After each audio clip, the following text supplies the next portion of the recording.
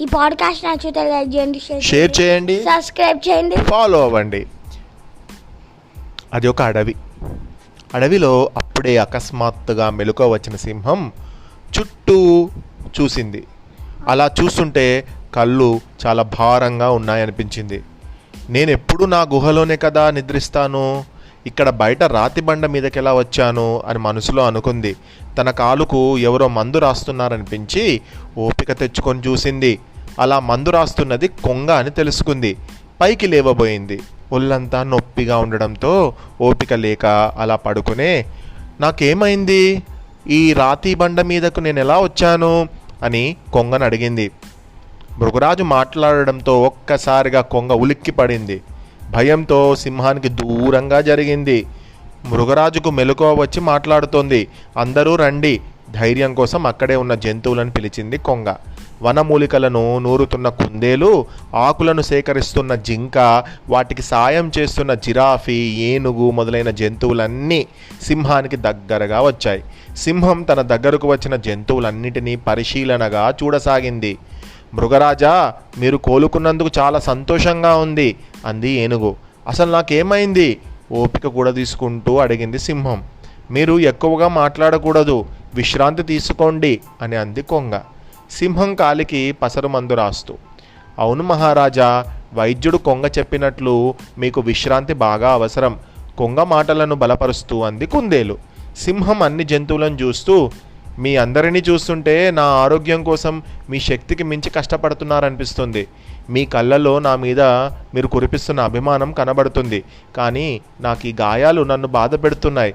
ఓపిక లేకపోయినా అడుగుతున్నాను, నాకు దెబ్బలు ఎలా తగిలాయి చెప్పండి, దయచేసి మీలో ఒక్కరైనా చెప్పండి అన్నట్లు ప్రాధేయపడినట్లు అడిగింది. మృగరాజా, 2 రోజుల క్రితం వేట కోసం గుహ నుంచి మీరు బయటికి వచ్చారు. వేటగాళ్ళు తవ్విన పెద్ద గోతిలో పడ్డారు. స్పృహ కోల్పోయిన మిమ్మల్ని ఏనుగు తన తొండంతో గోతిలో నుంచి పైకి బలంగా లాగింది. నేను, జిరాఫీ, జింక, కొంగ ఇలా అన్ని జీవులము కలిసి ఏనుగుకు సహాయం చేశాం. కొంగ చేసిన వైద్యానికి 2 రోజులకు కోలుకొని మీరు మాట్లాడగలుగుతున్నారు అని అంది కుందేలు చెబుతుంటే జరిగిన సంగతి గుర్తొస్తోంది. గోతిలో పడడం వరకు మాత్రమే నాకు గుర్తుంది. ఆ పైన మీ అందరి సహాయంతో చావును తప్పించుకొని బ్రతికి బయటపడ్డానన్నమాట.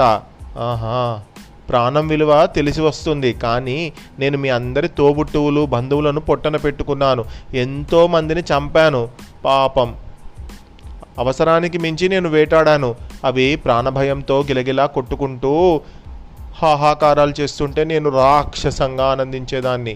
ఆ విషయాలన్నీ మరిచి తోటి జంతువన్న మమకారంతో మీరందరూ చేసిన సహకారం నేను ఎప్పటికీ మర్చిపోలేను.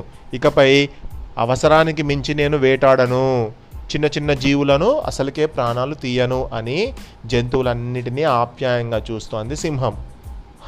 మీరు ఈ అడవికి రాజు మహారాజా, మిమ్మల్ని కాపాడుకోవడం మా బాధ్యత. ఎక్కువగా మాట్లాడితే పూర్తిగా కోలుకోవడానికి మీకు మరికొన్ని రోజులు పడుతుంది.